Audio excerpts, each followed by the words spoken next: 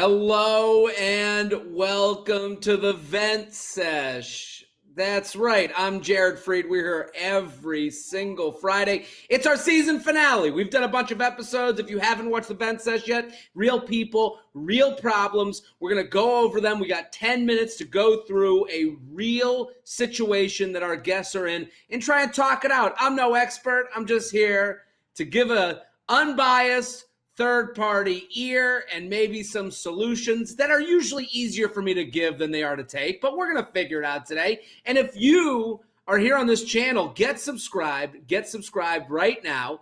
Hit that little bell. I put up full episodes of my podcast. I put up the Vent Sesh, the Rose Rehash, which is the Bachelor and Bachelorette postgame show.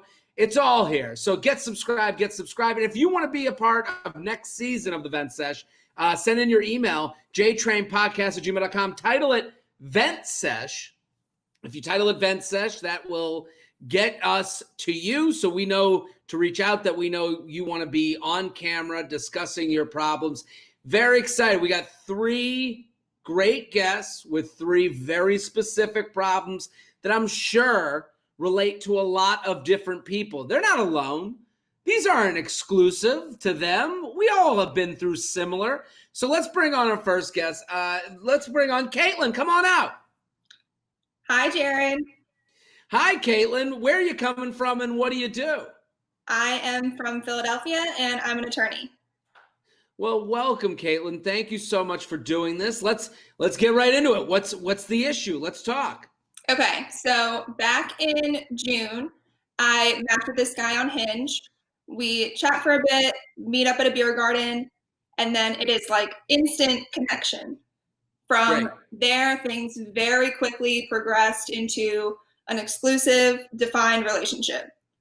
Everything had been going really well, like spending a ton of time together. Everything feels very easy, very natural. I met his family. We had a couple of vacations planned, like feeling great, super into this guy. Great. Early October rolls around and I get a text from him one morning that says, hey, I have a life update that's going to throw some things out of whack. So a job that he had interviewed for pre-coronavirus had become unfrozen. They reach out to him. They re-enter talks about things. He tells me, this all just happened yesterday, but I'm pretty sure I'm going to get an offer and I'm going to accept it and move. So this new job is in Massachusetts. It's about 5 hours from where we are now. He says he does not want to do long distance. He was in this long distance relationship before, had a terrible time with it, didn't like who he was when he was in it, has this whole list of reasons why he doesn't want to do it, keeps telling me it's nothing about you, it's nothing about us together, but I vowed to never do long distance with anyone ever again. Okay. So I'm sorry to laugh, but I have some opinions on that. Yeah, but I have an opinion on that. It sounds like you have one too. Yeah. What was your thought when he said that to you? My thought was that if you cared more and you valued the relationship more, then you would at least give this a shot. And this is completely different relationship, completely different person, completely different point in your life. I understand you had this bad relationship before, but I don't think that you can, take that option off the table in the future again. Now, I know you were exclusive, but you met during coronavirus, and you dated during coronavirus. So in my mind, from what it sounds like now, he was more excited at the prospect of new and different and options that he never had before than he was about the relationship. Was there, that's kind of I don't think it's about vowing I'm with you. I don't think it's about the vowing from the last one. I also don't think it's about not liking you, but I think it's about, let me see what this new life brings me. Doing that new life without you, it makes things cleaner, and it gives me a chance to go, let me see what happens here. And I don't have to, I can really go through this without explaining myself to someone, which, that again, it's responsibility versus no responsibility. He opted for no responsibility. So when you were dating during COVID, was it like, I mean, you said fast, met the parents, but were you like every minute of every day? Are you with each other? Was there ever like, did it ever feel more casual, or it was felt serious? It felt very serious, and he was the one who was, you know, moving the relationship along and taking these steps to, you know, become exclusive. Hey, come meet my parents. Hey, I think we should take this weekend trip together. He was the one who was initiating those more serious steps. Okay, so what happens after you guys have this talk? So the issue at that point was then he was not moving right away. So we had decided we would continue seeing one another and just try to enjoy what time we could. That lasted about a week. And then he's like, I can't do this. I feel really guilty. I feel like I'm leading you on, and like continuing to see one another is just going to make me moving away that much harder for the both of us. So that conversation is over the phone.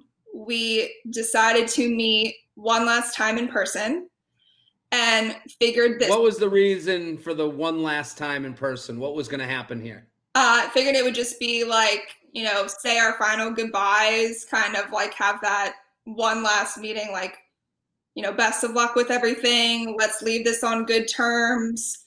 Once that's over, there's nothing left to say. Close that chapter, move on. So we decided we would do that. I went to his place on a Sunday morning, and I ended up spending about 8 hours there. And for the most part, it was just like a very normal hangout, and actually turned out to be like a pretty fun day. And about 2 hours into me being there, there's like a lull in the conversation, and he says, I'm really glad you're here. And I say, yeah, me too. And then that just turns into like stream of consciousness. He's like, so glad you're here. We have so much fun together. Ending things was so hard.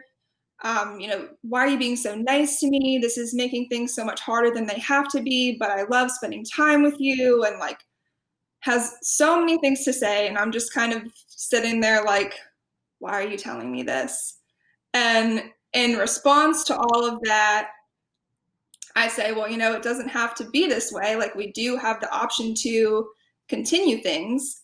And then that just turns into another conversation of like, yeah, we know we're not on the same page about long distance. Let's not go down this road again.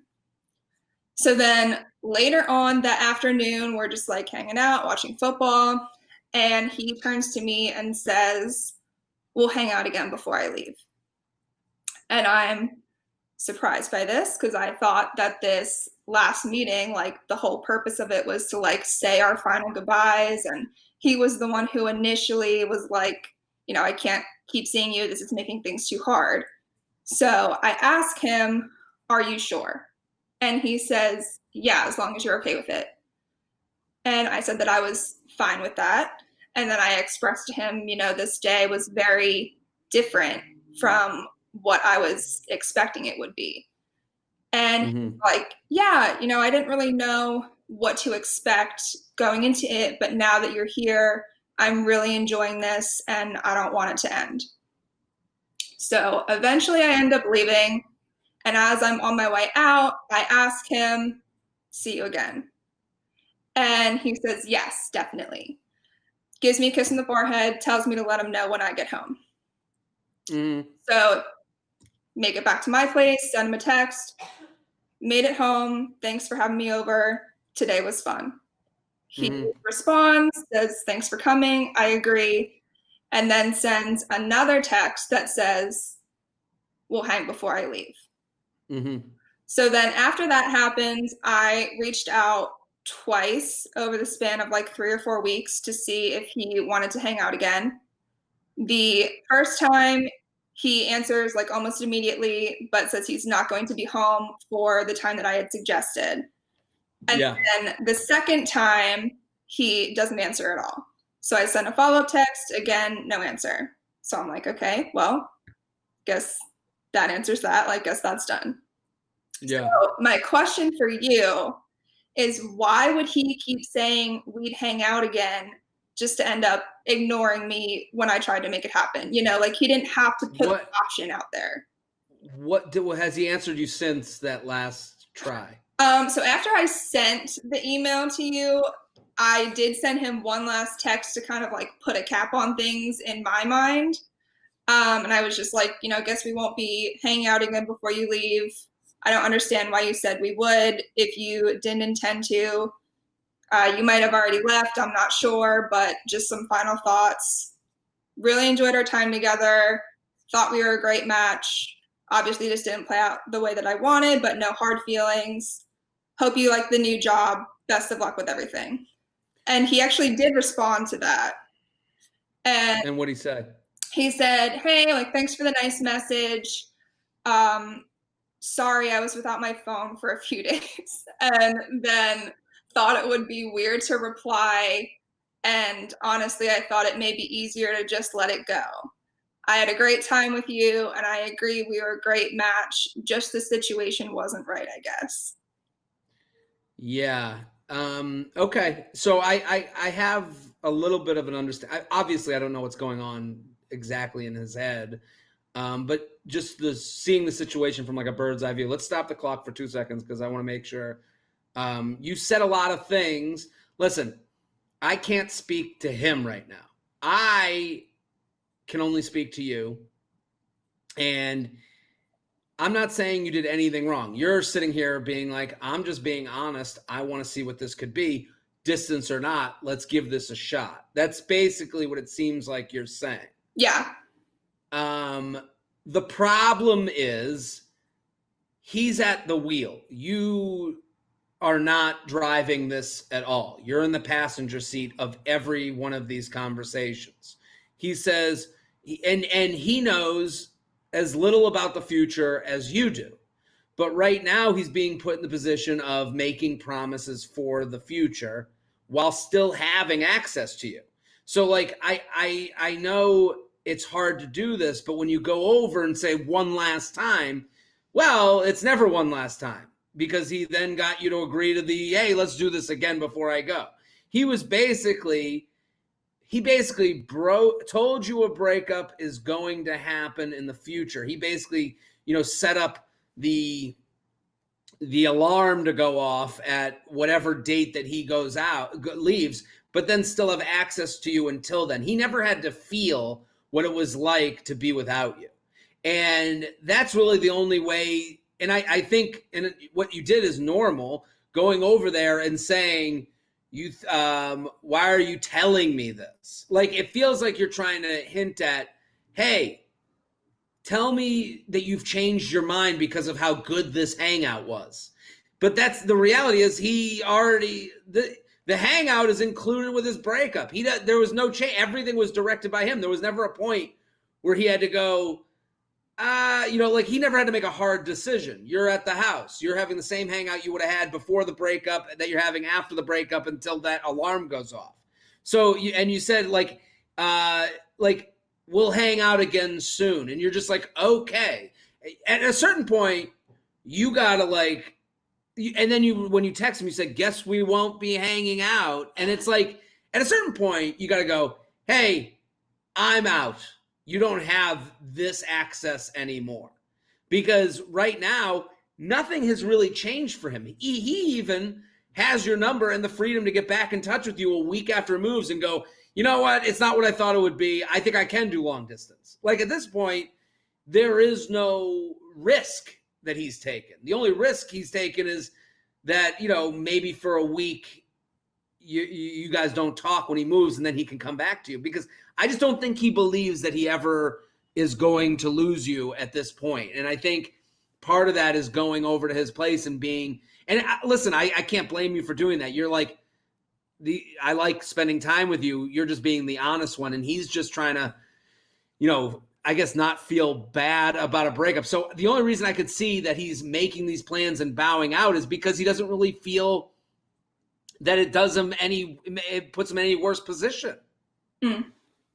I think when you're the passenger seat in the breakup and you go, well, I'm here or I'm not here at any time. At what point does this behavior not really, at what point is this behavior unattractive to you is my question.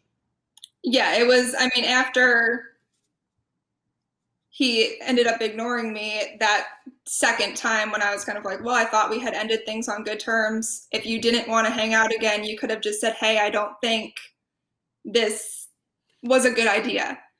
And the phrasing of guess we won't be hanging out again was, I guess, my way of being like, I'm pissed about this.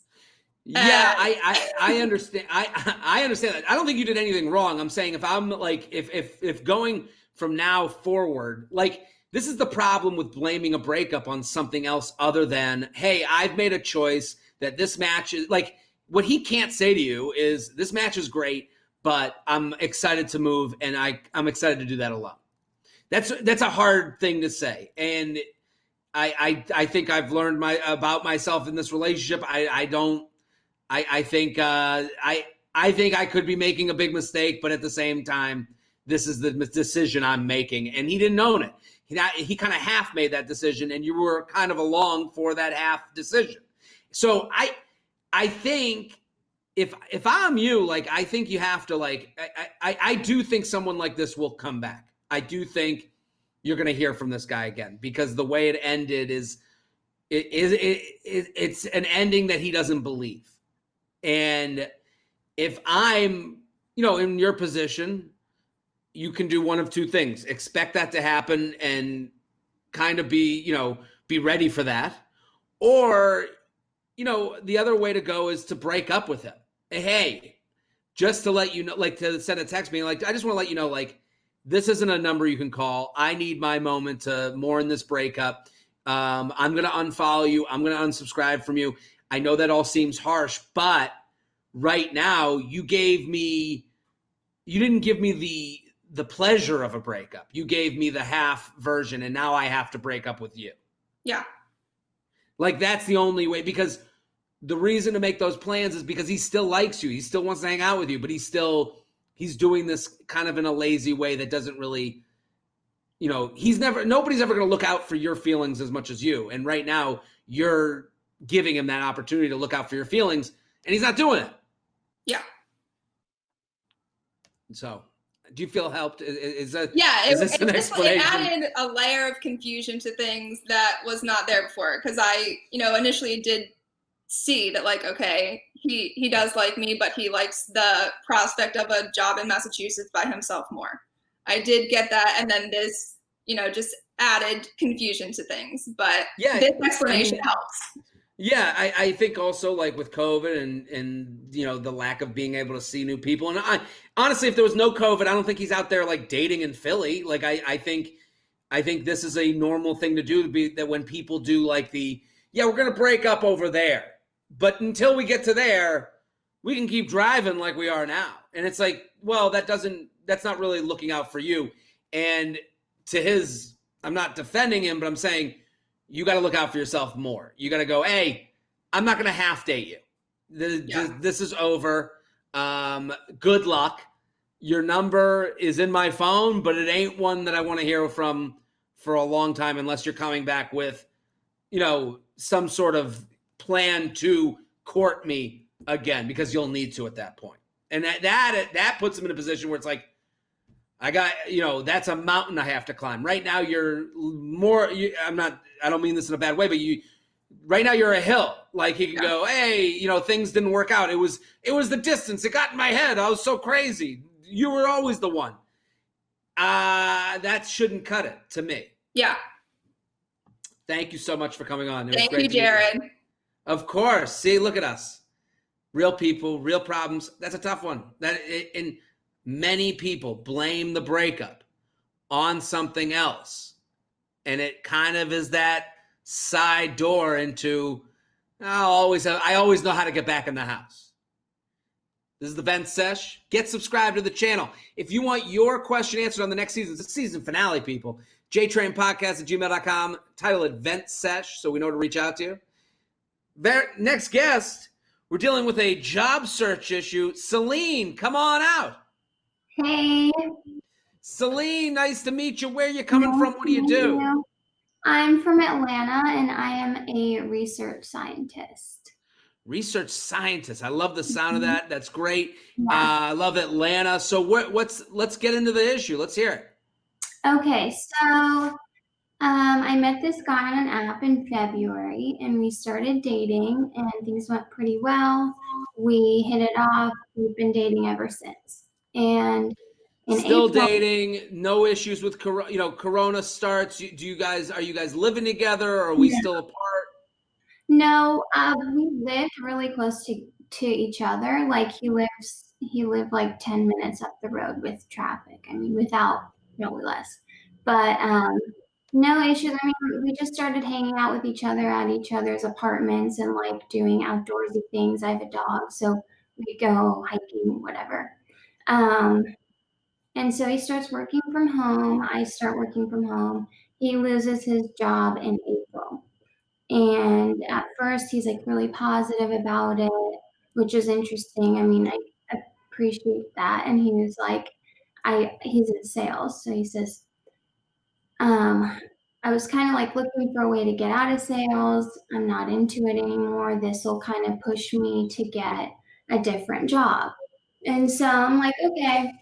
Um, he's like, I'm going to take the first month off though and just kind of enjoy some time off. And then after that, it never really picked back up. Like I said, hanging out. I mean, there's a ton of stuff going on in the news. So his job search isn't like at the front of my, you know, attention, but he's not Sure. bringing. So he doesn't really bring it up. And then when I do ask about it, it's like there's no real uh, progress. So Got it. eventually, he starts this coding program online that's like Hmm. uh, it's like 10 hours a week. It's at night and on weekends, and it goes until March. It's like 6 months long. And so I'm like, so what does this mean, like with your job search? Does this mean are you gonna be looking for a job? Like, what's going on? And he says, well, with all this homework and stuff, I don't think I can have a full-time job. I could probably just do something part-time.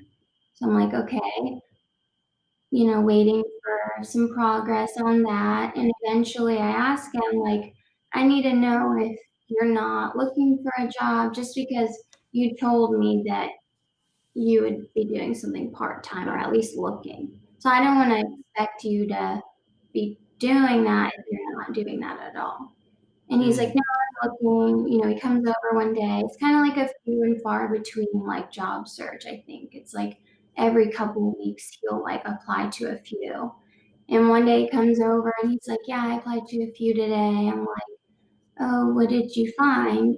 And he says, well, today I applied for a librarian job. And I'm like, what? But Okay. first, like, okay, don't freak out. In my head, I'm like, don't get mad. But I'm like, what library? He's like, my county library. So, I'm like, do you go to the library? Do you read? What's the interest there? I think it's like, he just will search like part-time jobs and he just applies to whatever kind of comes up. And so, that happens. And eventually we have another conversation a few weeks later. And he hasn't met my parents yet. So we're talking. I've kind of told him before that, like, I don't think my parents are going to take this seriously if I'm dating someone who doesn't have a job. It's just kind of like important to them and to me. And he Hmm. knows that. And so we're talking, and he says, well, I don't really care what your parents think because I know I'm going to get a job in March. And I'm like, well, March is a long time away. That's a while. And he's like, well, I said, I can't be the only person that asked you about all this stuff. Like, do your parents ask? Do your friends ever ask? He says, no, I'm not really worried about it. I just know that in March I'm going to get a job, and I wish that you would just like me for me because that's what's important. And, I want you to trust me, all this stuff. And so I know, I mean, I'm trying to be sensitive because I know that with the whole pandemic and everything, like it's hard to be motivated sometimes. But Mm-hmm. I'm wondering, do I wait until March? Do I not bring it up anymore? So I think this is a very interesting question. I think it's very relatable, and I get what you're saying. I think the issue here, though, is it's tough because the relate attraction is a pie, right? Like there's and that pie is made up of things that are easy to talk about and things that are hard to talk about. Yeah. Someone's job and someone's career aspirations and someone's passion is a part of that pie. Right. And to me, when you're saying, I think you're asking these questions in a way that are softer to both of your feelings. It's not that, like, him becoming a librarian, which, that I'm sure you were like, what? Where'd this librarian thing come from? That's kind of the mirage. That's not the problem. It's what's the plan, dude? Like, how old is he and how old are you? I'm 28. He's 27. Okay, you're 27 years old. You had a career you didn't like. That's totally fine. You didn't like sales, but what's the next passion? What's the next drive? What's the next thing that we're trying to achieve? And that all trickles down to bills and our life together. It's not so if you trust the drive, you trust the passion, you trust the work ethic, you don't care what he's doing. If he said to you, in March, I got the newest idea. If he said to you, I want to go to the library, I have this whole thought of I start as the librarian and then I change how the public school system is done here and now. You would go, wow, like there would be, and listen, that could be a bad idea, but it's all ideas that are, that don't work out are explained by some sort of process that gets you to there. And you can say, well, what made you think of libraries? What makes all these ideas that go on Shark Tank, when you get there on Shark Tank, there's someone that was supporting them that they had to explain the vision. So I think what you're saying to me is that he's not selling you a vision. And that is unattractive. I can understand that lack of vision, that lack of, you got to have a little nervousness. Like, listen, when I started doing comedy, there's a lot of delusional things I would do. I would go to open mics. I'd pay to go to the open mic. I would go in the back of a bar, work on 5-minute sets at a time. The person that, my family could look at me and, again, there's a lot of shows I do now that are like free, or I'm just, again, with what's going on in the world with COVID, I'm performing on street corners. Like my girlfriend could look at me and go, my boyfriend performs on the street. Like that, she could say that. If I said to her, I'm performing on the street, I could understand that she would go, yeah, it's gonna be tough to like tell my parents that I'm dating a street performer.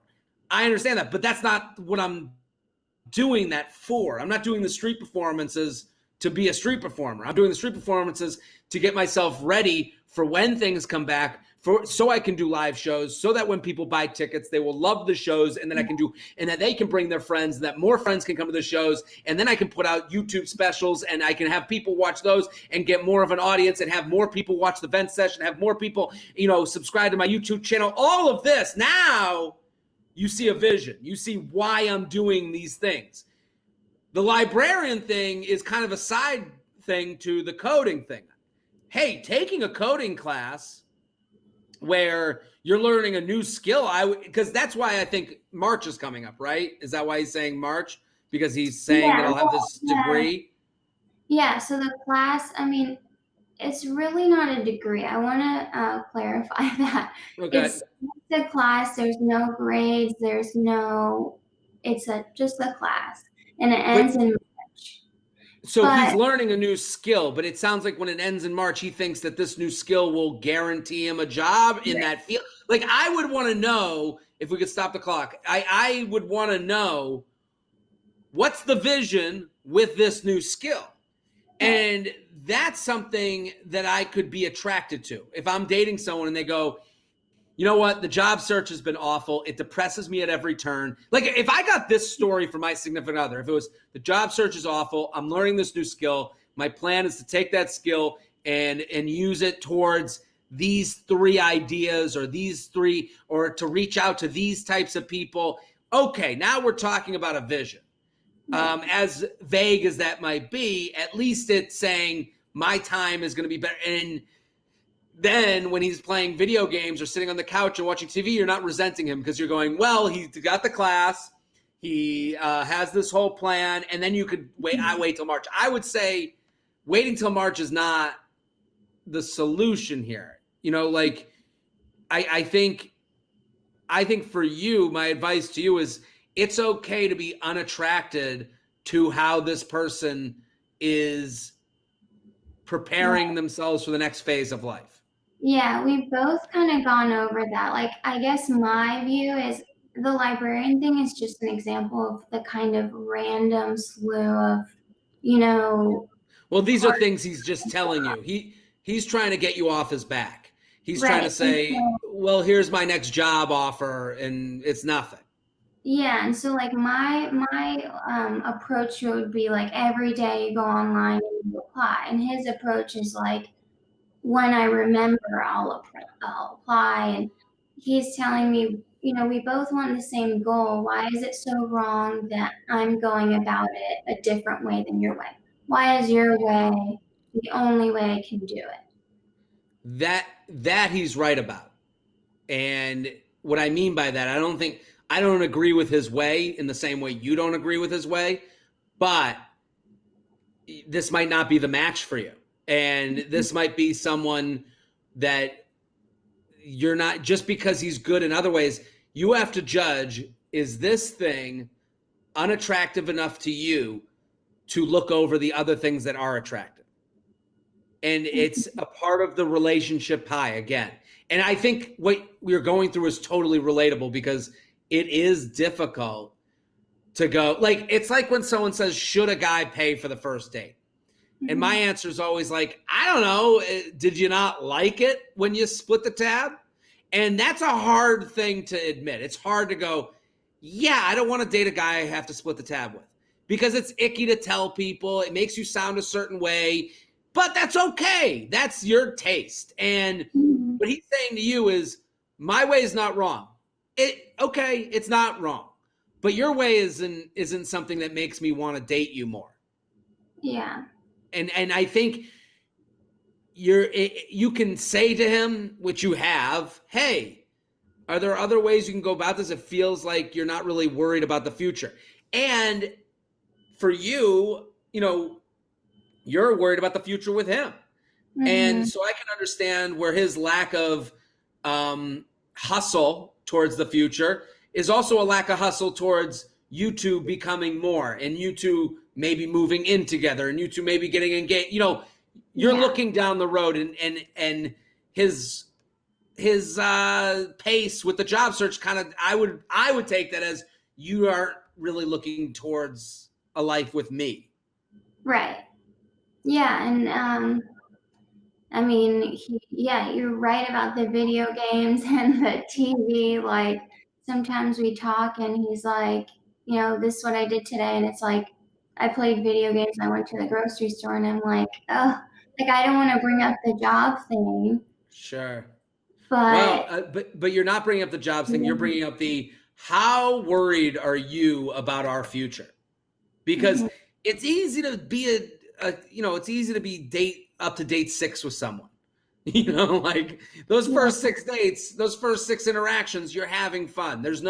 But then you get past that and you go, okay, some of your actions are, the more you get together with someone, the more their actions affect your future as well. Right. So I think you have to make it, I think at this point, he's told you everything he's going to be. I think if you go, I don't think waiting till March I don't think March is going to change his passion, pursuit, his hustle. This is what you got. And you have to decide if this is the person for you or not. Yeah, that's hard. I know it's hard. This is easy for me to say. I'm with you. It's hard. I think you can definitely go back to him and be like, hey, and make the conversation about a different thing. I think making it about jobs is not the way to go. I think you make it about, time and passion and what's the plan and where do you see the future for us? Where do you see the future for you? How do you see the coding thing working into? And you're not looking for a 5-year plan, but you're looking for what's your passion for this? Because when I talk about you can see when I talk about doing comedy on the street, you can see whether you agree with it or not, there's passion behind it and there's a vision. I would want to see the same from him. Right. Yeah, Celine, thank you for coming on. I really appreciate it. So much. Do you feel helped? Yes, I hope you feel helped. Okay, good. Celine, this is great. Listen, the Vent Sesh season finale. We're helping real people, real problems. That's a tough one, especially in these times. Don't want to look bad. Don't want to look like you're not taking into account other people's feelings. It's brutal. If you have a Vent Sesh question for next season, send it in to jtrainpodcast@gmail.com. Title it Vent Sesh. Give it a good title. Title it Vent Sesh so we know to reach out to you. We got one more guest, a very special, extra-packed episode. Elizabeth, where are you from? What do you do? I'm from Phoenix, and I'm a model. Welcome. A model from Phoenix. What's the deal? Tell us about the situation. Okay, so basically, I had been living in LA. So June 2018, I met this guy at a music event that my friend had put on. I was bartending the event. Ended up meeting one of the guys that was playing. We started talking. We exchanged information. We talked a little bit on Instagram and through text. And basically that whole rest of 2018 and some of 2019, he had been trying to take me out. Around the time that I met him, I ended up meeting somebody else also, and I kind of got myself into a messy on and off situationship with somebody else. So I guess you could say I kind of blew him off. From when you first met at this music event, had you ever gone on a date, or was this just like text and DM popping in and out of life while you're dealing with something else? The latter, just kind of text. I never went on a date with him. Got it. Okay.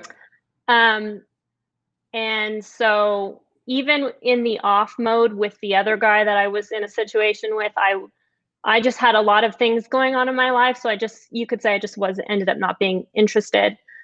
Fast forward to the very, very end of last year, things officially ended with the other guy, and I ended up coming back home to Phoenix temporarily because I had to kind of fix my life and regroup some things, and then COVID hit, made things more complicated. Then fast forward again to September of this year, just recently, I reconnected with him. How did you reconnect? He commented on one of my Instagram posts, and then we started talking again. Got it.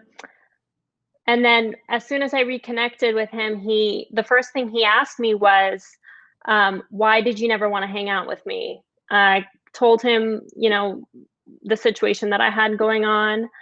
And then I told him, I'm actually going to be out in LA in about a month because I have a photo shoot out there. And he said, oh, great. Like, we should definitely hang out for real this time. So I went out there, did my thing. And we went out on a date. Everything was great. All of his mannerisms toward me and showed like it was a really good date. He was interested in me. He kept complimenting me. And then he also told me he offered to drive back home to Phoenix with me so that I wouldn't be alone. And then he would just get a flight back to LA. Ended up not working out. And he also work out? Just because it just like with the timing of everything, he had something else going on when the day I was going to leave. So just, yeah, timing. Okay. And then he also But you were gonna take the drive home? if it worked out, yeah. Okay. And then he also mentioned maybe coming to Phoenix for like a day or two before I move back to LA, because I'm planning on moving back to LA early next year. Mhm. And he also told me like a couple times throughout the date that he was very butthurt at me in 2018 and last year that I kind of like rejected him. But he said Yep. that it was okay because I eventually came through. So after the date, I never heard from him again. He just ghosted me, and then like 5 days later, I saw that he had like removed me from one of his Instagram profiles because he follows me on 2 different accounts. Okay. He has like a personal account and like an account for his hair business because he cuts hair. Okay. And I messaged him. He unfollowed me and removed me as a follower, but he didn't block me. Yep. So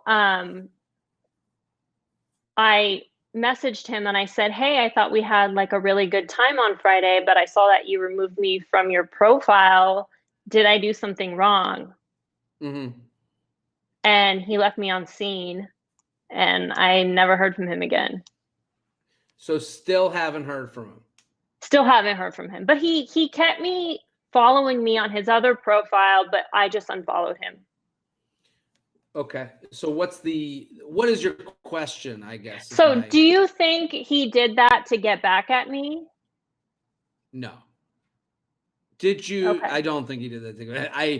I don't think it's worth the elaborate scheme to getting back at you. Okay. I think because none of this has involved any effort from him at this point. If we look at his actions, like it would surprise me. I'm just saying based on actions, past performance does not indicate future results, but past performance kind of tells you the story a little bit, or you can make assumptions based on the past performance because that's all we got. He meets you at a bar that he's working at as well, right? He's at a music concert venue. You're the bartender. He's working there, right? Yeah. So you meet without effort. You keep up with each other over Instagram. No effort. Texting. No effort. I don't count that. Then you are going to be in LA. Hey, let's have our first meeting. You come to him. Did we go out for dinner? Did we do what was the hangout there? Did Yeah, you we went out. Were you intimate? No, we didn't. We went out to dinner and just talked for a few hours, but I didn't hook up with him. I didn't kiss him. I didn't do anything. Yeah, I mean, but you're in LA from the other place. And then he makes a bunch of promises to sound good. Mm-hmm. The ride that didn't work out. That's why I kind of asked about that. I was like, you were game for the ride. He's the one who said it. Yeah. He knew his own schedule. He didn't plan on giving that ride at any point. He made it so he said it on the date to sound good, to sound great, to make you sound to like him more. You have to remember, this is a first date. Even though it has all the backstory of all these texts, he's there on an interview as much as you're there on an interview. He's trying to look as good as possible. So saying, I'd love to drive you home and I'd love to visit you before you come back. These are all things that are kind of like sales techniques. Mm-hmm. And when you don't hook up on that one date, he has to now kind of weigh like, okay, do I want to go on a second date, which is me kind of, you hook up after one date, everyone can look at that and go, one date hooked up, didn't work out. You hook up after the second date, wow, well, he went on 2 dates, he must like me. And it's like, you said something very important. The mannerisms show interest. None of that. He's always interested in you. This is, I think the mannerisms show interest, the words show interest. That's not really how the interest is really shown. To me, the interest is shown through the effort after you ask for things. Hey, I would like you to come to Phoenix for our next date. He either comes or he doesn't. The interest is when he comes, and then you have to judge, do I like this person based on this second date? To me, I think some of this is a little backwards, where it's like, well, he texted with me. Yeah, I mean, people could be texting with someone on the on a spectrum of, yeah, I would have sex, to, yeah, I love this person, and anywhere in between. Yeah. So and that's not, I don't mean that anything against you. That's with anybody that goes on any date. So I think the idea of him ghosting, he is in LA. He goes, we went on the one date. We didn't hook up. It's not going to be casual sex. It's not going to be casual anything. Everything about this is not casual. I'm going to opt out of more than us just texting and happening upon each other. Yeah. So you think he said those? So I think he said those things because he thought it might give him a better chance of me hooking up with him at the end of that date. I think that, yeah, I think that's why people are like, I think, yeah, if we could stop the clock for 2 seconds, I think that he says those things to win the date.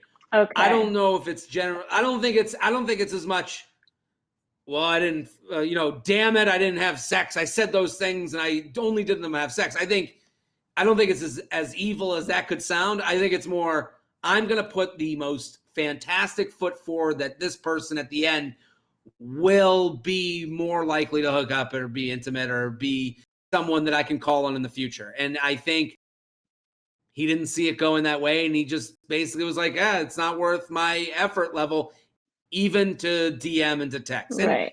The idea of him going, I was hurt by it. Like, I don't think he was hurt enough. He wasn't so hurt that he didn't go out with you. Right. He wasn't so hurt that he stopped texting with you. He wasn't so hurt that when you came to LA, he wasn't going to go out. I think all that stuff is like all stuff that's a romanticized way of speaking. It's almost like you're writing your own script. Oh, whoa, no one turns me down. It's like, so I really don't buy any of it because it's one date. And also at any point during this June 18th, you put him off, he keeps coming back.